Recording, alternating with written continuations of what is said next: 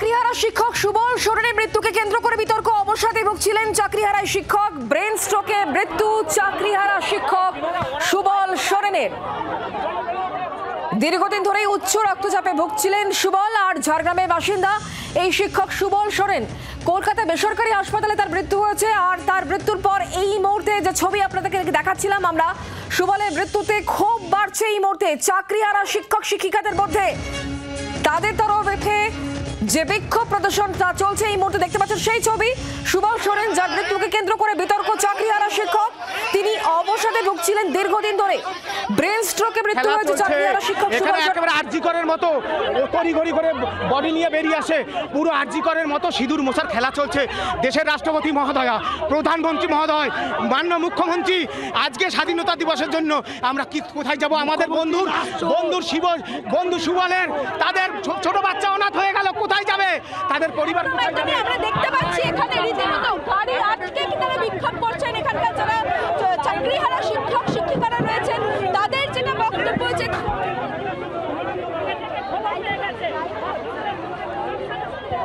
Hello হ্যাঁ হ্যাঁ hello hello hello hello Bharat চলছে এই মুহূর্তে কি চলছে আমরা জানবো, দেখাবো, আপনাদেরকে কথা বলবো। রক্তিমা আমাদের সঙ্গেই রয়েছেন আমাদের প্রতিনিধি। রক্তিমা, তুমি যেমনটা দেখাচ্ছিলে আমাদেরকে,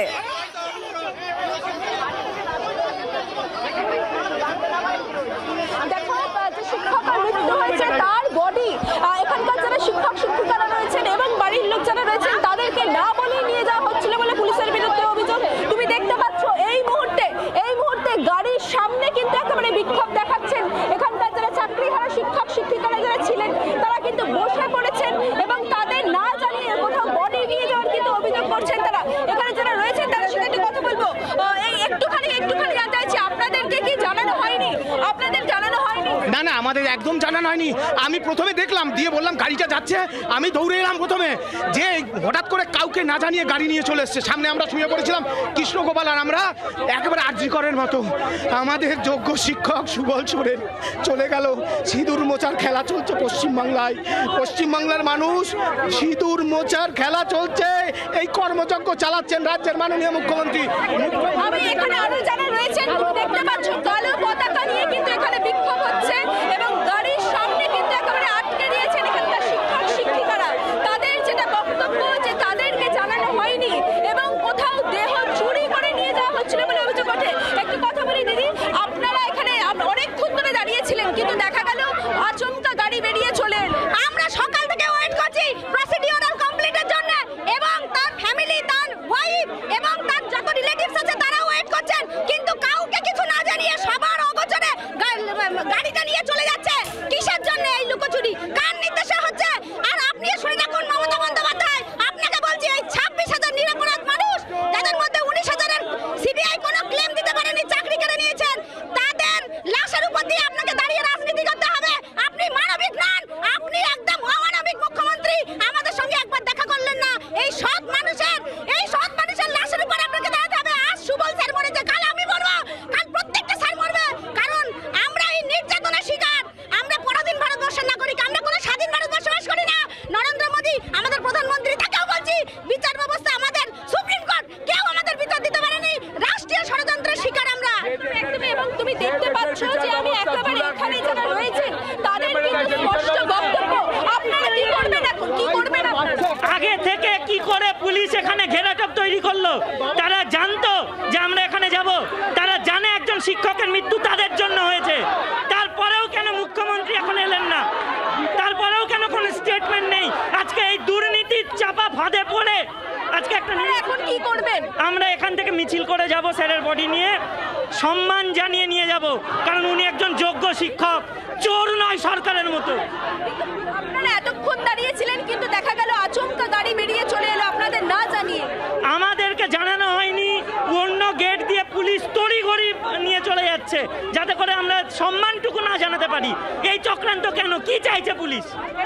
তুমি দেখতে পাচ্ছ যে মুকুন্দপুরের যে বেসরকারি হাসপাতাল যেখানে তার দেহ রাখা ছিল, সেই হাসপাতালের থেকে টুয়ার্ডস রুবি যাওয়ার যে রাস্তা, সেই রাস্তায় কিন্তু অবরুদ্ধ এই মুহূর্তে এবং যে গাড়িতে করে তাকে ডেড বডি বের করে নিয়ে যাওয়া হচ্ছিল সেই গাড়ি কিন্তু আটকে দেওয়া হয়েছে এবং গাড়ির সামনে যারা শিক্ষক একদমই রক্তিমা, বুঝতে পারছি তুমি আমাদেরকে ছবি দেখাতে থাকো, তোমার সঙ্গে কথা বলতে হবে। তার আগে এই মুহূর্তে সিপিআইএম নেতা বিকাশ রঞ্জন ভট্টাচার্য আমাদের সঙ্গে রয়েছেন টেলিফোন লাইনে। বিকাশ রঞ্জন বাবু, সুবল সোরেন চাকরিহারা শিক্ষকের মৃত্যুকে কেন্দ্র করে এই মুহূর্তে তুমুল বিতর্ক। এই পুলিশের বিরুদ্ধে যে অভিযোগ উঠছে, পুলিশ বাড়ির লোককে এমনকি অন্যান্য যারা আন্দোলনকারী তাদেরকে না জানিয়ে গাড়ি নিয়ে চলে যাচ্ছিল, এই মুহূর্তে গাড়ি আটকে রেখেছেন চাকরিহারারা, কি বলবেন আপনি? এই রাজ্যে যতদিন মমতা সরকার থাকবে ততদিন এইরকম ধন খুন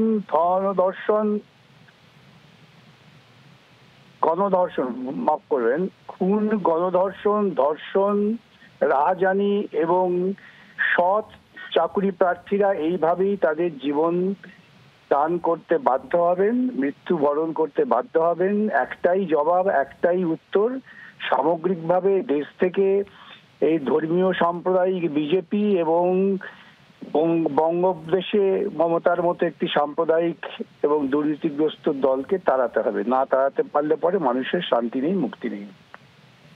ধন্যবাদ আমাদের সঙ্গে টেলিফোন লাইনে থাকার জন্য। যে ছবি আপনারা দেখতে পাচ্ছেন এই মুহূর্তে, চাকরিহারা শিক্ষক সুবল সোরেনের মৃত্যুকে কেন্দ্র করে এই মুহূর্তে জোর তরজা শুরু হয়েছে। দেখতে পাচ্ছেন যে ছবি, বিশাল পুলিশ বাহিনী ঘটনাস্থলে রয়েছে। যারা আন্দোলন করছেন, যে সমস্ত চাকরিহারা শিক্ষক শিক্ষিকারা, তারা বলছেন যে পুলিশ লুকোচুরি খেলছে, এমনই অভিযোগ তাদের। কোনো রিচুয়ালস করতে দেওয়া হয়নি, এটা অভিযোগ করছে। রিচুয়ালস এখানে কি হবে? এ তো hardly 100 metres away from the hospital. We are not stopping anyone from doing anything. Sir, পরিবারের বলা হচ্ছে না জানিয়ে বডি নিয়ে যাওয়া হচ্ছে। দেবেন স্যার, যারা সঙ্গী আছে মিছিল করতে, যাই হচ্ছে ওনার যা করার আছে করুন, আগে উনি যেখানে যেতে চান যেতে পারেন, তো আমরা কোনো আটকাচ্ছি না। সম্মতি নিয়েই করছিল স্যার। হ্যাঁ, আমরা ওর পরিবারের সঙ্গে কোনো যোগাযোগ করি না। কিন্তু গাড়িটা এত জোরে ছুটে বেরিয়ে এলো কেন আমরা জানি না ওটা। বডি ছিনতাইয়ের অভিযোগ করছেন এখানকার যারা শিক্ষকরা। এখানে দেখতে পেলে এখানে পুলিশ অফিসার তিনি কিন্তু একেবারে ঘটনাস্থলে এসে পৌঁছেছিলেন এবং তার সঙ্গে আমরা কথা বললাম। রক্তিমা, তুমি আমাদের সঙ্গে থাকো। অরূপ চক্রবর্তী এই মুহূর্তে আমাদের সঙ্গে রয়েছেন, তৃণমূল নেতা, টেলিফোন লাইনে। অরূপ দা, চাকরিহারা শিক্ষক সুবল সোরেনের মৃত্যুকে কেন্দ্র করে জোর তরজা শুরু হয়েছে, কারণ চাকরিহারারা তারা বলছেন যে সুবল সোরেনের দেহ নিয়ে পুলিশ দ্রুত পালিয়ে যাওয়ার চেষ্টা করছে, পুলিশ লুকোচুরি খেলছে। এবং আমরা অবশ্যই যোগাযোগ করার চেষ্টা করছি অরূপ চক্রবর্তী তৃণমূল নেতার সঙ্গে। তবে তার আগে দেখতে পাচ্ছেন যে ছবি, দুটো ছবি দেখাচ্ছি। সুবল সোরেন, যার মৃত্যু হয়েছে, এই চাকরিহারা শিক্ষক দীর্ঘদিন ধরে অবসাদে ভুগছিলেন, চাকরি খুইয়ে ব্রেন স্ট্রোকে মৃত্যু হয়েছে তার। এবং তার মৃত্যুর পরেই কিন্তু এই মুহূর্তে চাকরিহারা শিক্ষকরা প্রতিবাদ জানাচ্ছেন, পুলিশ লুকোচুরি খেলছে, কেন তাদেরকে না জানিয়ে পুলিশ আগে ভাগে দেহ নিয়ে চলে যাচ্ছে, এই প্রশ্ন তাদের তরফ থেকে তোলা হচ্ছে। কথা বলবো অরূপ চক্রবর্তী তৃণমূল কংগ্রেসের সঙ্গে, আমরা যোগাযোগ করেছি। অরূপ বাবু, যে ছবি এই মুহূর্তে আমরা দেখাচ্ছি, এই মুহূর্তে একেবারে ধুন্ধুমার কাণ্ড, চাকরিহারা শিক্ষক সুবল সোরেনের মৃত্যু এবং পুলিশ দেহ নিয়ে চলে যাচ্ছিল পরিবারের কাউকে না জানিয়ে, এমনটাই তারা অভিযোগ করছেন। কেন এটা করা হচ্ছে, এই অভিযোগ তাদের, কি বলবেন আপনি? দেখুন, এই ঘটনার আশঙ্কা আমরা আগেই করেছিলাম যে এই রাজ্যের বুকে যারা রাজনৈতিক বিরোধী, সেই রাম এবং বাম যৌথভাবে এই আইনজীবীদের সহযোগিতা এক শ্রেণীর দিনের পর দিন এই মামলাটাকে দীর্ঘসূত্রিতা করিয়েছেন এবং চেষ্টা করেছেন যাতে প্যানেলটা বাতিল করা যায়। বিকাশ ভট্টাচার্য থেকে অভিজিৎ গাঙ্গুলি সবাই সওয়াল করেছিলেন যাতে যোগ্যদের প্যানেলটা বাতিল হয়, তাতে তাদের পলিটিক্যাল ডিভিডেন্ড পাওয়া যাবে। নিজেদের রাজনৈতিক ডিভিডেন্ডের জন্য যারা 26,000-এর মধ্যে অন্তত 20,000-এর কাছাকাছি যোগ্য শিক্ষক যারা নিজেদের শ্রমের বিনিময়, মেধার বিনিময় চাকরিটা পেয়েছেন, তাদেরকে যারা চাকরিচ্যুত করেছেন, সেই চোখের জলের দাম আজকে দিতে হচ্ছে। এই পাপ কিন্তু সিপিএম বিজেপিকে ছাড়বে না। যে ঘটনা ঘটেছে তা চূড়ান্ত নিন্দনীয়। প্রশাসন নিশ্চিতভাবে সেই পরিবারের পাশে তো রয়েছেই, চাকরিহারা সকলের পাশে রয়েছে, কিন্তু সুপ্রিম কোর্টের ঊর্ধ্বে আমরা কেউ নই। সুপ্রিম কোর্টকে কমপ্লাই করেই রাজ্য সরকার কাজ করবে। এই মৃত্যু দুঃখজনক, দুর্ভাগ্যজনক, কিন্তু এই রাজনৈতিক অতৃপ্ত আত্মা, ওই কাকচিল শকুনরা, ওই ফিরদৌস শামীম থেকে বিকাশ রঞ্জন ভট্টাচার্য বা অভিজিৎ গাঙ্গুলির যে নেক্সাস, সেই নেক্সাস আজকে এই মৃত্যুর জন্য দায়ী। ধন্যবাদ আমাদের সঙ্গে টেলিফোন লাইনে থাকার জন্য। বিজেপি নেতা সজল ঘোষ আমাদের সঙ্গে এই মুহূর্তে রয়েছেন টেলিফোন লাইনে। সজল দা, চাকরিহারা শিক্ষক সুবল সোরেনের মৃত্যু, যে মৃত্যু দুর্ভাগ্যজনক তৃণমূলের তরফ থেকে বলা হচ্ছে, তবে অন্যান্যরা এই বিষয় নিয়ে রাজনীতি করছে এমনই অভিযোগ তৃণমূলে, কি বলবেন আপনি? না, আমার কিছু বলার নেই। আমি শুধু বলবো, দয়া করে আমাকে না তৃণমূলের বক্তব্যগুলো শোনাবেন না। তার কারণ আমার একটা কথা মনে পড়ে গেল, ওই অরূপ বাবুর নাম বললেন, আমি শুনে আমার মনে পড়লো, ছোটবেলায় মা বলতেন যে মিথ্যা কথা বলতে নেই, বললে নাকি জিভ খসে পড়ে যায়। ওই অরূপ বাবুকে আর অরূপ বাবুর পিসিমাকে দেখে এখন বুঝি যে আমার মা কত ভুল বলতেন, কত ভুল শেখাতেন আমাদের। মানে একটা অমানুষের মতো কথা বলে গেল যে এর মধ্যে বিকাশ রঞ্জন, অভিজিৎ গাঙ্গুলি, আমি যে আয়নায় কখনো নিজের মুখ দেখেছে এরা? একটা মানুষের মৃত্যু হয়েছে, অত্যন্ত দুর্ভাগ্যজনক। বোঝাই যাচ্ছে। সজলদা, অনেক ধন্যবাদ আমাদের সঙ্গে টেলিফোন লাইনে থাকার জন্য। এখানে সকাল থেকে দেখা গেল দাদা যারা শিক্ষকরা রয়েছেন তারা বাইরে অপেক্ষা করছেন, কিন্তু তারপরেও আচমকা দেহ এইভাবে বের করে নিয়ে চলে আসা হলো। আপনাদের সঙ্গে তো মানে যাদের ওই টিচারদের সঙ্গে কথা বলতে পারত, টিচারদের সঙ্গে কথাবার্তা বলে, পরিবারের সঙ্গে কথা বলে, তার কারণ পুলিশকে তো বুঝতে হবে যে পরিস্থিতিটা কি, কেন ওনারা বুঝছেন না, ওনারা কি সরকারের নির্দেশে এটা করছেন? এটা তো ভয়ঙ্কর বিষয়। এ তো সেই অভয়ার আরজিকরের মতো ঘটনা দেখা যাচ্ছে, কিন্তু সরকার এই জায়গায় তো কিছুটা স্বচ্ছতা রাখবে। মানে এরা পুলিশকে ব্যবহার করে যে কাজ করতে চাইছে, এটা কিন্তু বাংলার মানুষ মেনে নেবে না। হয়তো জোর করে পুলিশের সামনে কত আর মানুষ দাঙ্গা হাঙ্গামা কি করতে যাবে, এবং টিচাররা তো তা করতে পারবে না। আমি যা শুনলাম, ওরা ডাকলো, আমি এলাম, আমি তো কি বলবো ওদের পরিবারের লোকেদের কাছে, অন্য টিচারদের কাছে কিছু তো বলার নেই।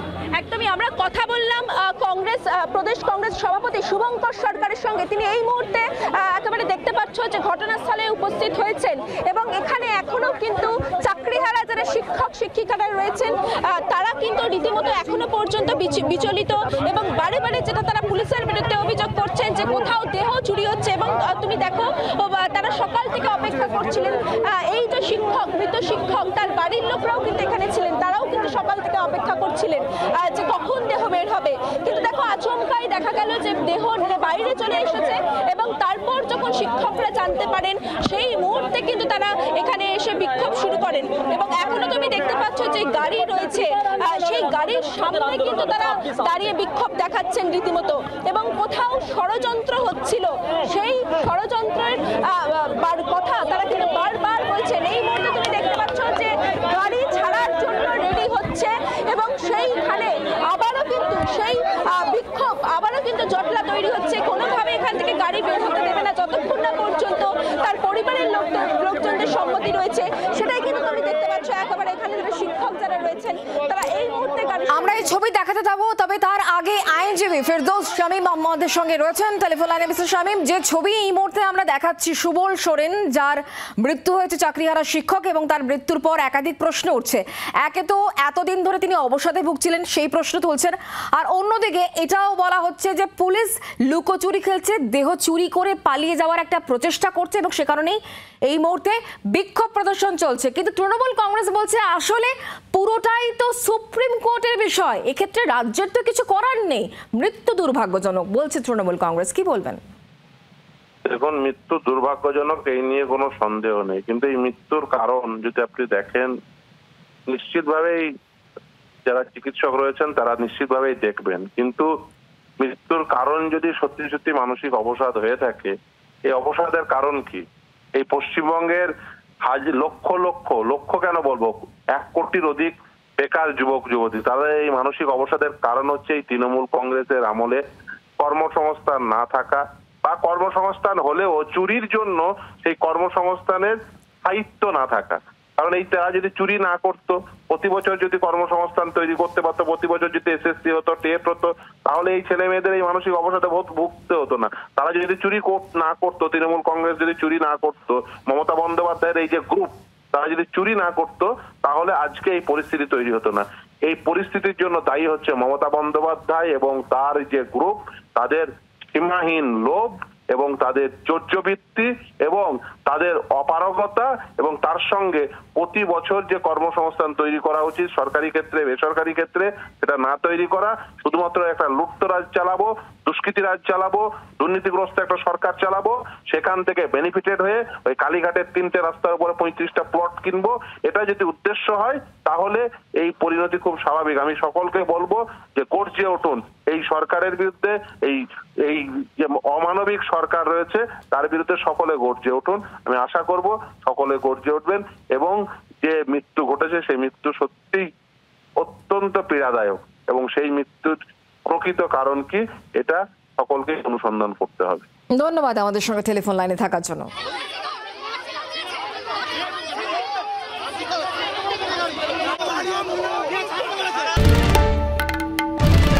বাংলার আওয়াজ, বাঙালির আবেগ, জি 24 ঘন্টা।